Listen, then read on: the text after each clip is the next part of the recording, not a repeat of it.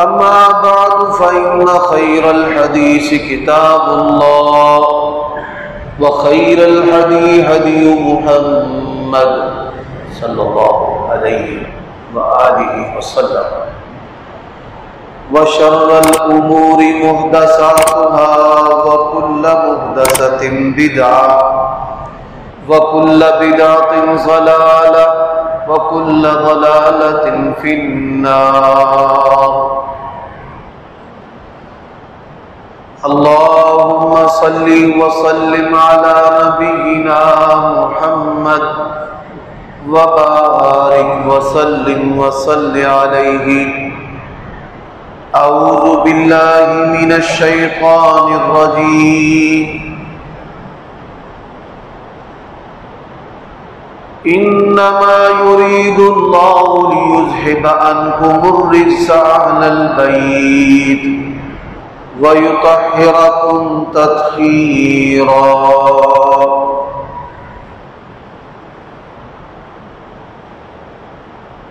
عیوب اور نقائص سے پاکیزہ تمام قسم کی حمد و ثنا اللہ وحدہ لا شریک لہ کے لیے، اور درود و سلام شفیع للمذنبین خاتم النبیین رسول کریم رؤوف الرحیم صلی اللہ علیہ وآلہ وسلم کی ذات اقدس پر۔ میرے بھائیوں دوستو، اللہ تبارک و تعالی نے اپنے فضل و کرم سے ہمیں جو عقیدہ عطا کیا ہے، آواز میں کم رکھنا چاہتا ہوں، اللہ تعالیٰ نے اپنے فضل و کرم سے ہمیں جو عقیدہ عطا کیا ہے، توحید و رسالت کے بعد تمام صحابہ کرام رضوان اللہ علیہم اجمعین سے محبت کرنا،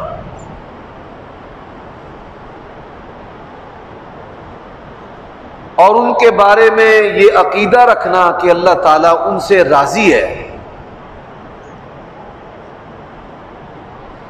اور آپ صلی اللہ علیہ وآلہ وسلم کے بعد پہلے خلیفہ راشد ابو بکر صدیق رضی اللہ تعالی عنہ،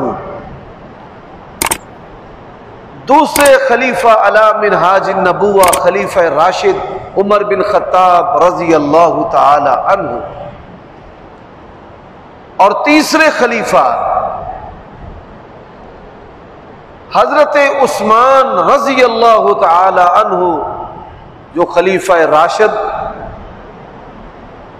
اور خلافت علی منہاج النبوہ میں تیسرے خلیفہ ہیں، اور ان کے بعد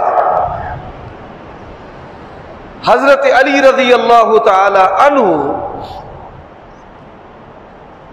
خلیفہ راشد بھی ہیں، اور ان کی خلافت جو ہے وہ علی منہاج النبوہ بھی ہے۔ اب یہاں پر یہ بات یاد رکھیں، صحابہ کرام رضوان اللہ علیہم اجمعین سے جو خطائیں سرزد ہوئی ہیں، اس کے باوجود ان کا پورا احترام کرنا یہ اللہ تعالیٰ اور اس کے رسول کی تعلیم ہے۔ نبی علیہ الصلوۃ والسلام کا فرمان ہے، لا تسبوا اصحابی، میرے صحابہ کو برا نہیں کہنا، ان کے عیب نہیں نکالنے، ان پر تان نہیں کرنا۔ تم میں سے کوئی شخص احد پہاڑ کے برابر بھی اگر سونا خرچ کر دے، رسول اللہ صلی اللہ علیہ وآلہ وسلم کے صحابی نے جو ایک مٹھی جو کی اللہ تبارک و تعالیٰ کی راہ میں خرچ کی ہے، آدھی مٹھی جو کی، تمہارا احد پہاڑ کے برابر سونا خرچ کرنا کبھی بھی ان کی برابری نہیں کر سکتا۔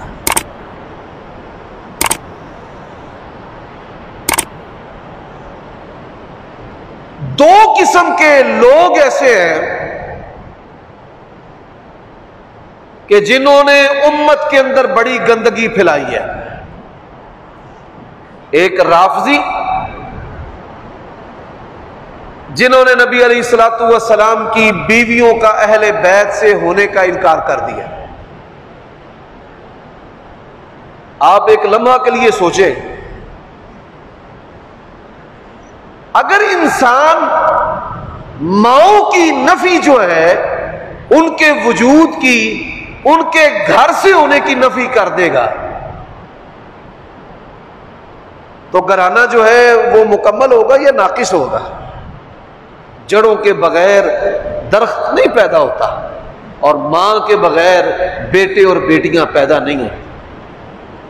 نبی علیہ الصلوۃ والسلام آپ کی بیویاں جو ہیں وہ اہل بیت ہیں، خاندان نبوت میں شامل ہیں.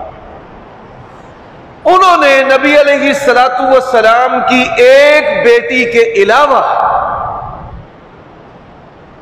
3 بیٹیوں کا بھی انکار کر دیا کہ نبی علیہ الصلوۃ والسلام کی صرف ایک بیٹی ہے، باقی بیٹیاں نہیں ہیں.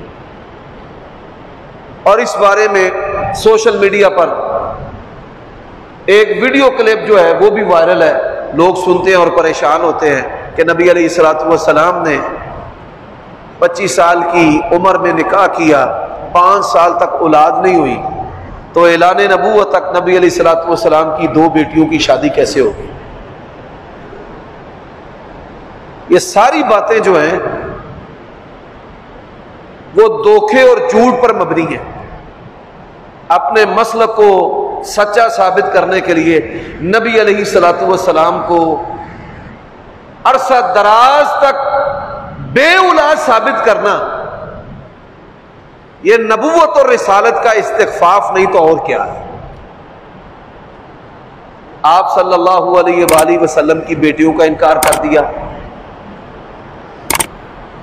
پھر انہوں نے اہل بیت کا ایک خود ساختہ مفہوم تیار کیا ہے کہ جس کے اندر حضرت علی رضی اللہ تعالی عنہ اور ان کی اولاد میں سے جن کو وہ چاہتے ہیں انہوں نے اہل بیت پہ شامل کیا ہے، باقیوں کو اہل بیت پہ شامل نہیں کیا. اسی طرح کچھ لوگوں نے ان کے مقابلہ میں حضرت علی رضی اللہ تعالی عنہ ان کے بارے میں بڑی منفی باتیں کی ہیں، جن کی نشاندہی میں نے گزشتہ خطبہ جمعہ میں کی ہے.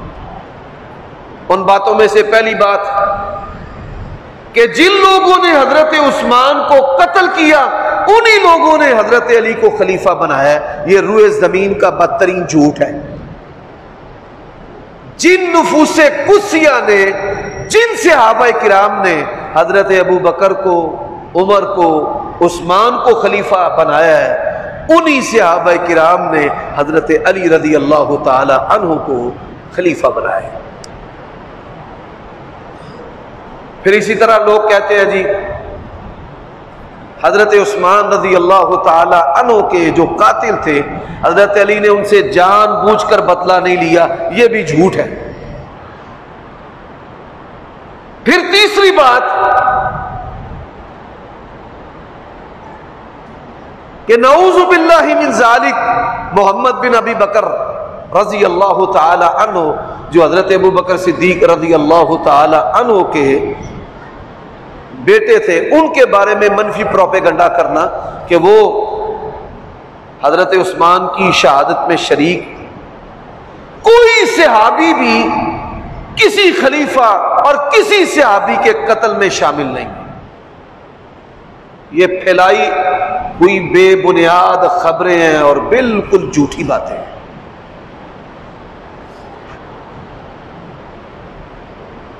اسماء بنت امیس رضی اللہ تعالی عنہا، یہ حضرت جعفر کی بیوی، اللہ تعالیٰ نے ان کو حضرت جعفر رضی اللہ تعالی عنہ سے بھی بیٹا دیا ہے. ان کے بعد، ان کی شہادت کے بعد انہوں نے حضرت ابو بکر صدیق رضی اللہ تعالی عنہ سے نکاح کیا. عہد نبوی کے اندر حضرت ابو بکر صدیق رضی اللہ تعالی عنہ کا بیٹا پیدا ہوا جس کو محمد بن ابی بکر کہتے ہیں. آپ یہ سن کر حیران ہوں گے، یہ دونوں بھائی جو ہیں وہ اس بات پہ جھگڑتے تھے کہ میں افضل ہوں، میرا باپ شہید ہے، السابقون الاولون میں شامل ہے، اور آپ صلی اللہ علیہ وآلہ وسلم نے ان کے بارے میں بیان کیا کہ وہ جنتی. اور محمد بن ابی بکر وہ کہا کرتے تھے کہ میں افضل ہوں، میں بہتر ہوں تم سے. اب دونوں بھائی باپ الگ الگ ہے، ماں ایک ہے، اور پھر ماں ان کے درمیان صلح کیسے کرواتی تھی؟ بڑی پیاری بات ہے. وہ کہا کرتی تھی بڑے بیٹے کو خوش اور راضی کرنے کے لیے کہ میرے ایک نوجوان جوان خامد تھے، وہ جعفر ہے، جعفر الطیار، جعفر بن ابی طالب رضی اللہ تعالیٰ، اور میرے جو بوڑھے خامد ہیں وہ ابو بکر صدیق رضی اللہ تعالیٰ. تو دونوں جو ہیں وہ انتہائی بہترین ہیں، تم بھی اچھے ہو، تم بھی اچھے ہو. حضرات اب اسی طرح بعض لوگ جو ہیں وہ حضرت علی ان کے فضائل کا انکار کرتے ہیں. آپ یہ بات سن کر حیران ہوں گے کہ حضرت علی رضی اللہ تعالیٰ عنہ کے بارے میں سب سے زیادہ فضائل میں احادیث جو ہیں وہ وارد ہوئی ہیں. گزشتہ خطبہ جمعہ میں میں نے حدیث سنائی تھی کہ نبی علیہ الصلوۃ والسلام نے فرمایا کہ تجھ سے محبت کرنے والا مومن ہے اور تجھ سے بغض رکھنے والا جو ہے وہ منافق ہے. بغض کنہوں نے رکھا ہے؟ ناسبیوں نے. انہوں نے حضرت عثمان رضی اللہ تعالی عنہ کی قتل کا الزام اور جو بہتان ہے وہ حضرت علی پر لگایا ہے. صرف یہیں پر نہیں، کہانیاں بنائی گئیں کہ حضرت عثمان کے دروازے پر حضرت حسن اور حسین پہرا دے رہے تھے اور اندر سے شہادت ہو گئی، تاکہ لوگ سمجھیں کہ باپ اور جو دونوں بیٹے ہیں وہ اس جرم میں ملوث ہیں. اللہ کی قسم ہے، کبرت کلمۃ تخرج من افواہہم ان یقولون الا کذبا، یہ جھوٹ کے سوا کچھ بھی نہیں. وہ آپس میں شیر و شکر تھے، ان کی آپس میں محبتیں تھیں، وہ ایک دوسرے پر مرتے تھے، ایک دوسرے کے لیے کٹ جانا پسند کرتے تھے. نبی علیہ الصلوۃ والسلام آپ کی دعوت کو ناکام بنانے کے لیے سازشیوں نے اس طرح کی باتیں گھڑی ہیں. اب آپ دیکھیے حضرت فاطمہ رضی اللہ تعالی عنہا کے جو فضائل ہیں وہ کون بیان کرتے ہیں؟ صحابہ کرام. کوئی سنی ہے یا شیعہ ہے، ہر کوئی شخص یہ کہتا ہے کہ جنتی عورتوں کی جو سردار ہے وہ سیدہ فاطمہ رضی اللہ تعالی عنہا ہے. اب آپ ان سے پوچھیں اس حدیث کو بیان کرنے والا کون ہے؟ اس حدیث کو بیان کرنے والی عظیم شخصیت ام المومنین سیدہ عائشہ صدیقہ رضی اللہ تعالی عنہ فرماتی ہیں میں نبی علیہ الصلوۃ والسلام کے پاس بیٹھی تھی، فاطمہ آئی،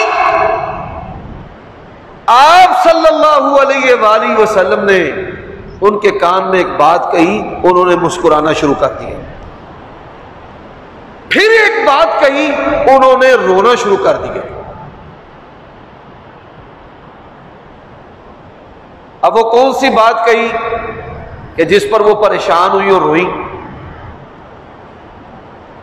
کہ اللہ تبارک و تعالیٰ کا دین غالب آ چکا ہے، جب دین غالب ہو جائے اللہ تبارک و تعالیٰ اپنے نبی کو اٹھا لیتے ہیں.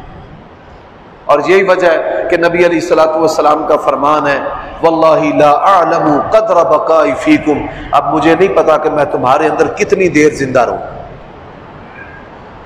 اب بیٹی نے جب اپنے باپ کی وفات کی خبر ان کے منہ سے سنی نا، وہ پریشان ہو گئی۔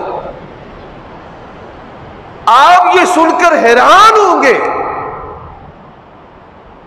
باپ اور بیٹی کا ایسا فطرتی رشتہ ہوتا ہے، باپ جتنی مرضی تکلیف کے اندر ہونا، وہ اپنی بیوی کو اپنی تکلیف بتا سکتا ہے کہ میں بڑی تکلیف میں ہوں، اپنے بیٹے کو بتا سکتا ہے، لیکن تکلیف کی جو کیفیت ہے وہ اپنی بیٹی کو بتاتے ہوئے جھجکتا ہے۔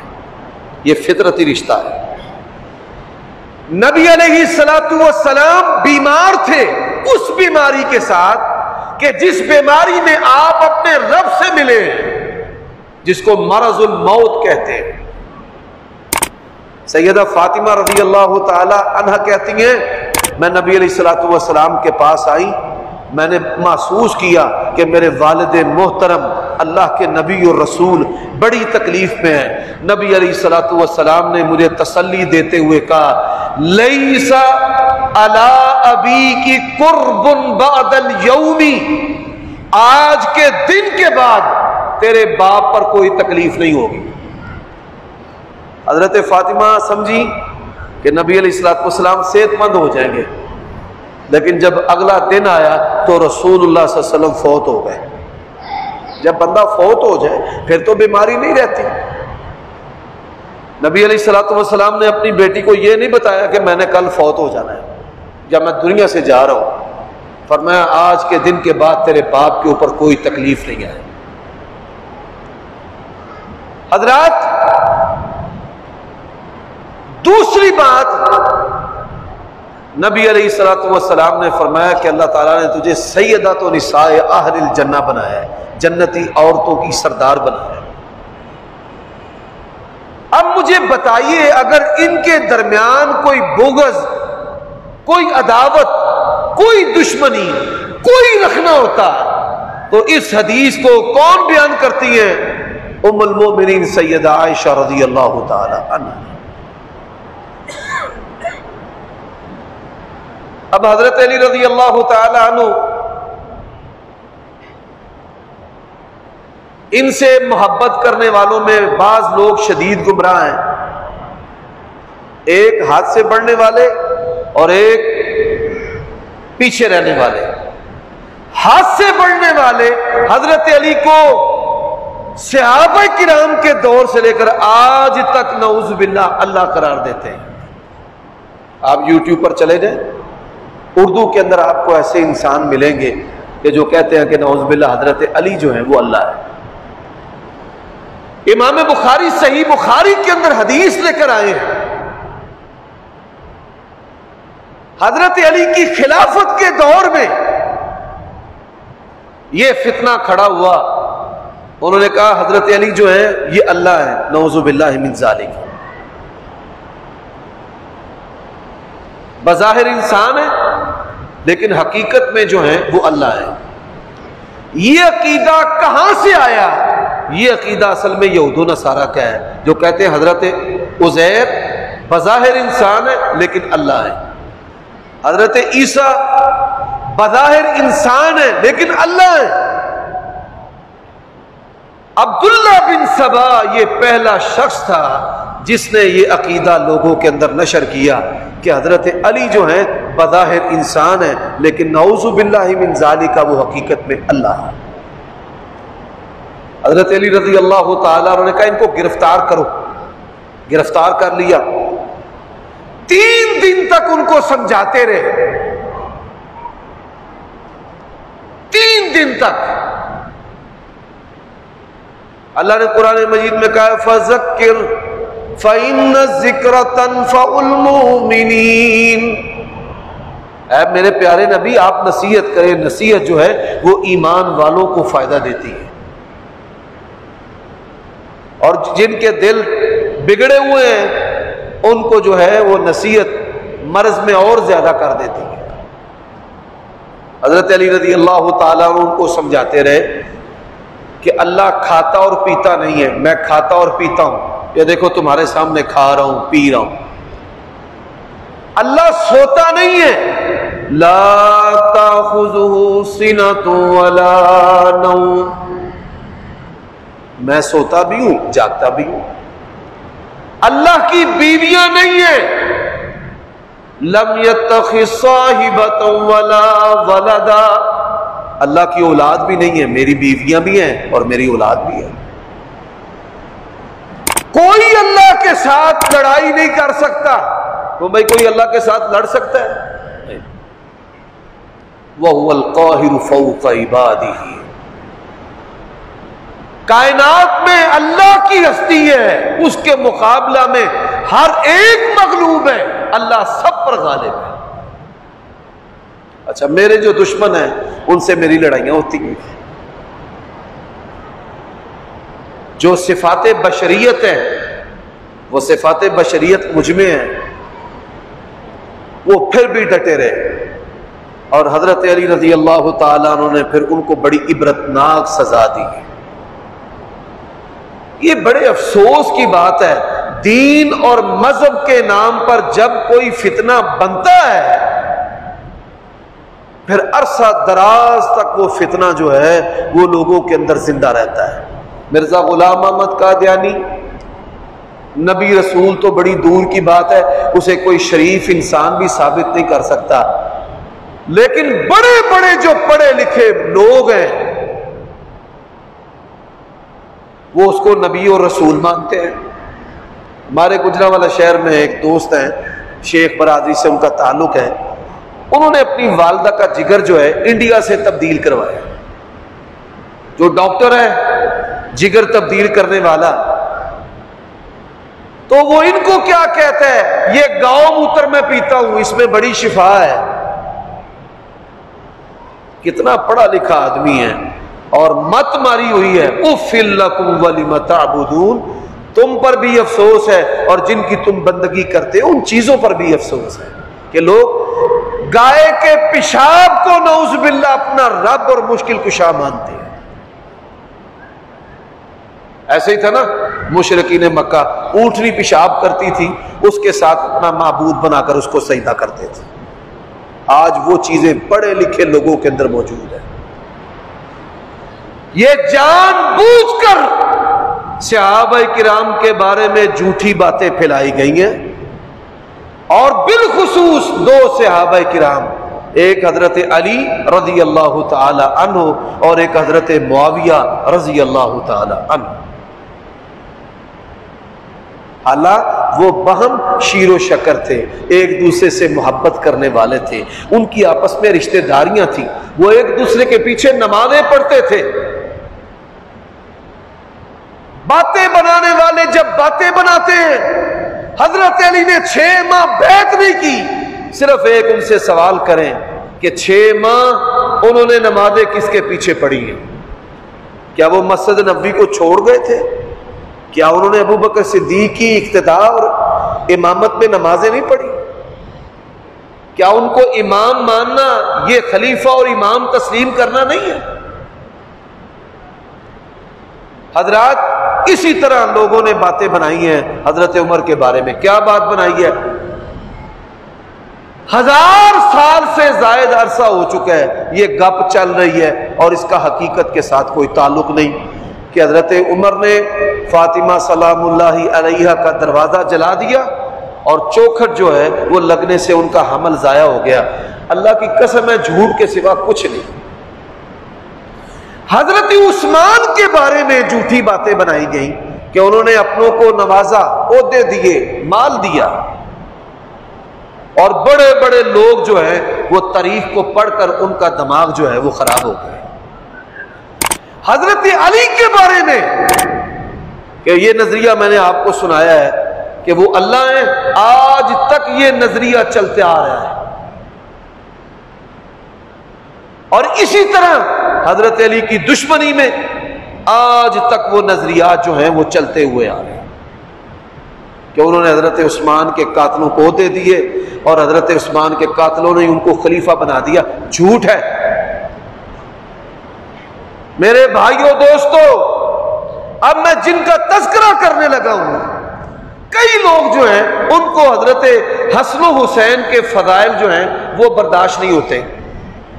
وہ کہتے ہیں جی نبی کی اور بیٹیوں کے فضائل کیوں نہیں ہیں, نبی کے اور جو نواسے اور نواسیاں ہیں ان کے فضائل کیوں نہیں ہیں. یہ تو بالکل ایسے ہی اعتراض ہے کہ اللہ نبی کی اولاد میں سے حضرت یعقوب کے 12 بیٹے تھے, ایک کو اللہ نے رسول بنایا ہے, نبی بنایا ہے. حضرت ابراہیم کے کئی بیٹے تھے, اللہ نے 2 کو نبی رسول بنایا ہے, ایک حضرت اسماعیل علیہ السلام اور ایک حضرت اسحاق علیہ السلام. یہ اللہ کی مرضی ہے, اللہ جسے چاہے منتخب کرتا ہے. اللہ یستفی من الملائکۃ رسلا ومن الناس, نبیوں کی اولادوں میں سے جس کو اللہ چاہتا ہے نبی رسول بناتا ہے. اسی طرح نبی علیہ السلام کی اولاد میں سے اللہ تعالیٰ نے شان عطا کی ہے سیدہ فاطمہ کو, اور اسی طرح شان عطا کی ہے سیدہ فاطمہ رضی اللہ تعالی عنہا کے 2 بیٹوں کو. حضرت علی کے اور بیٹے بھی ہیں جو مقام و مرتبہ اللہ نے ان کو عطا کیا ہے.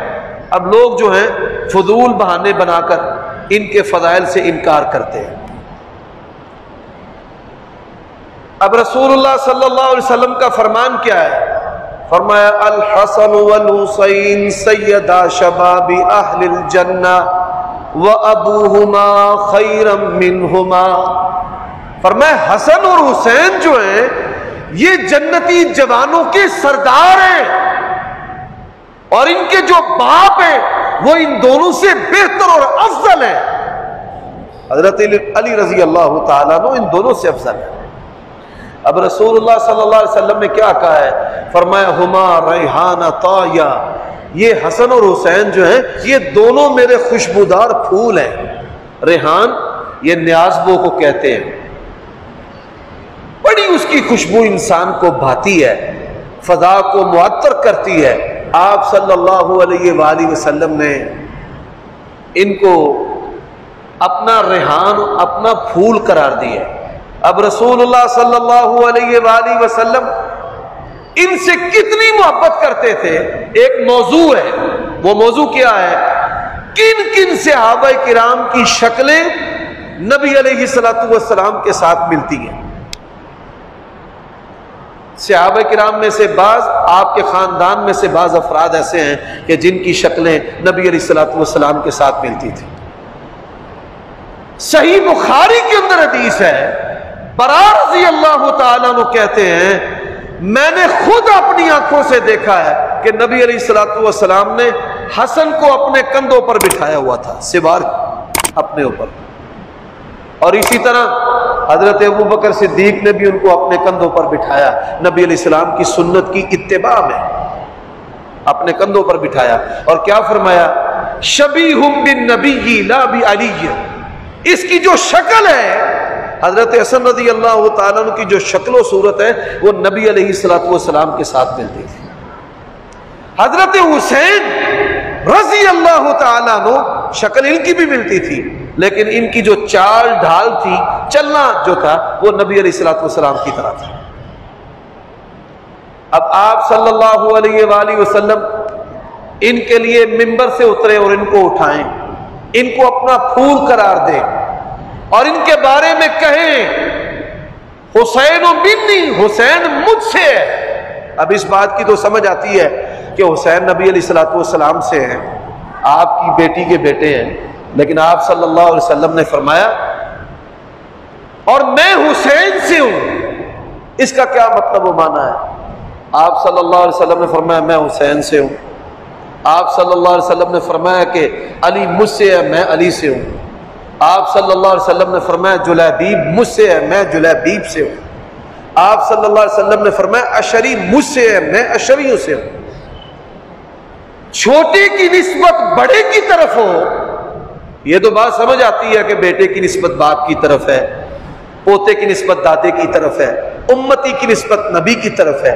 اب نبی علیہ السلام نے ان چھوٹوں کو جو نسبت دی ہے اس کا مقصد کیا ہے؟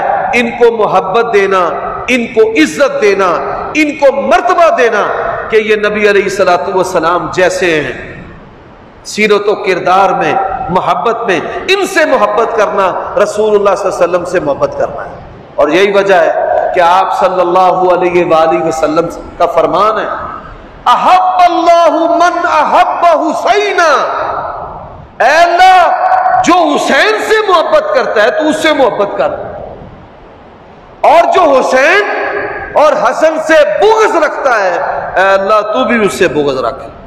رسول اللہ صلی اللہ علیہ وآلہ وسلم نے فرمایا میں دو چیزیں تمہارے اندر چھوڑے جا رہا ہوں، یہ صحیح مسلم کی حدیث ہے، صحیحین میں سے صحیح مسلم کا درجہ قرآن مجید کے بعد صحیح مسلم کی حدیث ہے، فرمایا میں دو چیزیں تمہارے اندر چھوڑے جا رہا ہوں، ایک اللہ کی کتاب ہے، ایک میرے اہل بیت، عطرت، اولاد، خاندان۔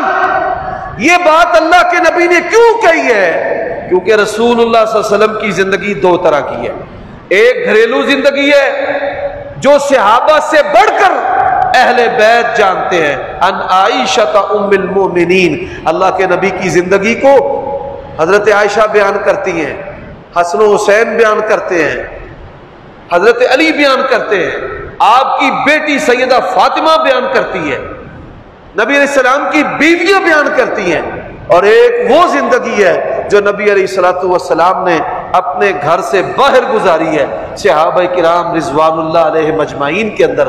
اور اس زندگی کو بیان کرنے والے کون ہیں؟ عبداللہ ابن عمر ہیں، عبداللہ ابن مسعود ہیں، ابو بکر ہیں، عمر ہیں، عثمان ہیں، جلیل القدر صحابہ کرام ہیں، حضرت ابو ہریرہ رضی اللہ تعالیٰ عنہ۔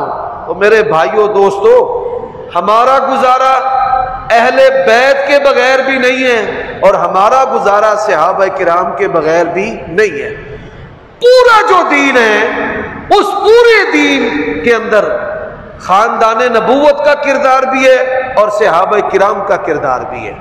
ہم صحابہ کرام کی محبت میں خاندان نبوت میں سے کسی کی توہین اور استخفاف کے قائل نہیں ہے۔ نبی علیہ السلام نے فرمایا میرے اہل بیت سے جو بغض رکھے گا اللہ تبارک و تعالیٰ اس کو جہنم رسید کر دے گا۔ اور اسی طرح اہل بیت کی محبت کے اندر ہم نعوذ باللہ من ذالک کسی نبی علیہ الصلوۃ والسلام کے شاگرد اور صحابی جو ہے اس کی بے احترامی نہیں کرتے۔ حضرات میں یہاں پر یہ بات بھی کرنا چاہتا ہوں آخر میں، صحابہ کرام انسان تھے، وہ انسان تھے کہ جن کی تربیت رسول اللہ نے کی ہے، جن کی نگرانی اللہ تعالیٰ نے کی ہے، اور جن کی کامیابی کے سرٹیفکیٹ آیات کی صورت میں آسمان سے آئے ہیں۔ ان کی خطائیں اور ان کی غلطیاں اللہ تبارک و تعالیٰ کی حکمت کا تقاضا ہیں۔ اگر ان سے یہ خطائیں سرزد نہ ہوتی کیسے آسمان سے قرآن مجید نازل ہوتا؟ اللہ تعالیٰ نے ان کی تربیت کی ہے آسمان سے قرآن اتار کر۔ میں ایک مثال دیتا ہوں، حضرت عمر رضی اللہ تعالیٰ عنہ سے اللہ کے نبی نے پوچھا کہ مجھ سے کتنی محبت ہے؟ انہوں نے کہا ہر چیز سے بڑھ کر محبت ہے سوائے میری جان کے۔ یقین جانیے نفاق ان سے کوسوں دور تھا، یہ نہیں کہ اللہ کے نبی کے سامنے کہہ دی صدقے واری، جو سچی بات ہی کہہ دی۔ رسول اللہ صلی اللہ علیہ وآلہ وسلم نے فرمایا لا یؤمن احدکم حتی اکون احب الیہ من والدہ وولدہ والناس اجمعین، تم میں سے کوئی شخص تب تک مومن نہیں ہو سکتا جب تک اپنی جان سے بڑھ کر، اپنے والدین سے بڑھ کر، اپنی اولاد سے بڑھ کر رسول اللہ صلی اللہ علیہ وسلم سے محبت نہ کرے۔ اسی موقع پر، اسی لمحہ جب اللہ کے نبی کا یہ فرمان حضرت عمر نے سنا تو کیا کہا؟ یا رسول اللہ، کائنات کی ہر چیز سے بڑھ کر، اپنی جان سے بھی بڑھ کر اگر مجھے کسی سے محبت ہے تو آپ سے محبت۔ صحابہ کرام کے درمیان جو اختلافات تھے، اب اختلافات ماں باپ کا رشتہ ہے، ماں باپ کے اختلاف میں آپ کو کسی کی توہین کرنے کی اجازت ہے کہ آپ اپنی والدہ کی یا والد کی توہین کریں؟ نہیں۔ دو باتیں جو میں اکثر اہل تشیع حضرات سے کرتا ہوں۔ پہلی بات، نبی علیہ الصلوۃ والسلام نے فرمایا میرا بیٹا حسن مسلمانوں کے دو گروہوں میں صلح کروائے گا۔ حضرت حسن نے وہ صلح کروائی ہے۔ اب صلح کے بعد جو بندہ لڑائی کی بات کرتا ہے وہ شیطان ہوتا ہے۔ میاں بیوی کی صلح ہو گئی، دوستوں کی صلح ہو گئی، افراد کی صلح ہو گئی، اور صلح کے بعد بھی لڑائی کی باتیں کرنا، ایسے شیطان لوگ ہیں جنہوں نے مذہبی اسکالر کا بھید لبادہ اوڑا ہوا ہے، اور وہ صحابہ کرام کے بارے میں، حضرت معاویہ کے بارے میں منفی باتیں کرتے رہتے ہیں۔ دوسری بات، آپ ان سے سوال کریں کہ حضرت علی رضی اللہ تعالی عنہ اور ان کی جتنی بھی اولاد ہے، کیا انہوں نے کبھی حضرت معاویہ کو یا ان کے جو رفقا صحابہ کرام ہیں کبھی ان کو برا کہا ہو؟ کبھی؟ حضرت حسن نے جب صلح کی ہے، گزشتہ دنوں میں پاکستان کے اندر ایک شیعہ رہنما ہے، اس نے حضرت معاویہ کے بارے میں بڑی سخت باتیں کی، تو میں نے آن دی ریکارڈ یہ بات کہی ہے کہ حضرت علی یا ان کی اولاد میں سے کسی ایک امام سے، بزرگ سے دکھا دے کہ انہوں نے کبھی حضرت معاویہ کی بے احترامی کی ہو، کبھی صحابہ کرام کے بارے میں انہوں نے سخت الفاظ کہے۔ حضرات، آج کل میڈیا اپنی قوتوں کے ساتھ دین کو مسخ کرنے کے لیے صحابہ کرام اور اہل بیت کے بارے میں منفی پروپیگنڈا کرتا ہے۔ آپ نے اس کا حصہ نہیں بننا۔ ہمارا منہج کیا ہے؟ نبی کے تمام صحابہ کا احترام کرنا، تمام اہل بیت کا احترام کرنا، حضرت علی کا احترام کرنا، حضرت معاویہ کا احترام کرنا، حسنین کریمین کا احترام کرنا، اور ان کا امیجن اور ان کا تقابل جو ہے وہ بعد کے کسی بندے کے ساتھ بھی نہیں کرنا، اور بعد کے کسی بندے کی وجہ سے ہم نے خاندان نبوت یا صحابہ کرام میں سے کسی کی بھی توہین نہیں کرنی۔ یہ ہمارا منہج ہے۔ جب تک آپ اس پر قائم ہیں، کوئی بندہ بھی آپ کے ایمان پر نقب نہیں لگا سکتا۔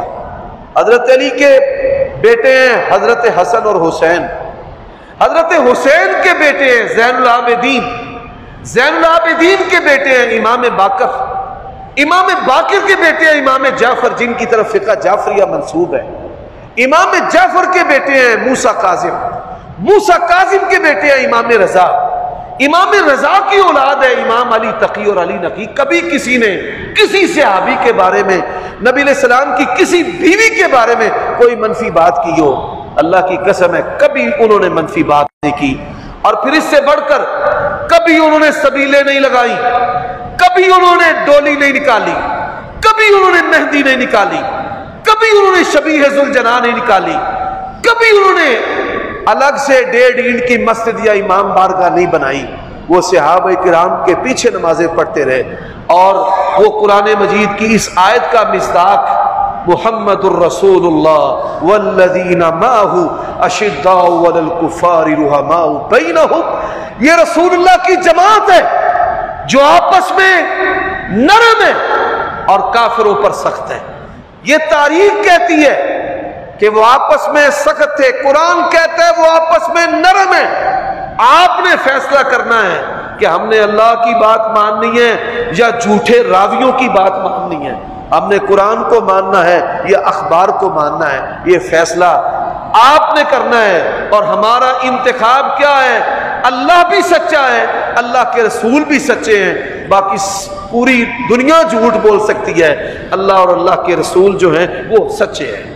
اللہ تعالیٰ اسی منہج پر ہمیں زندہ رکھے، اسی پر موت نصیب فرمائے۔ وآخر دعوانا ان الحمد للہ۔